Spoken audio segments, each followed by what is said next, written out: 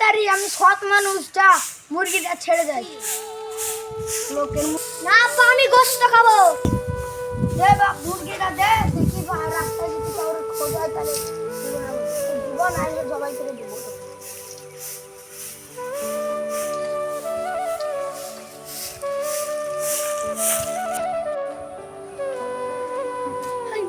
মুরগি খাও মুরগি খাও কিপটা কি বলছে কিপটা ধরে বল মুরগি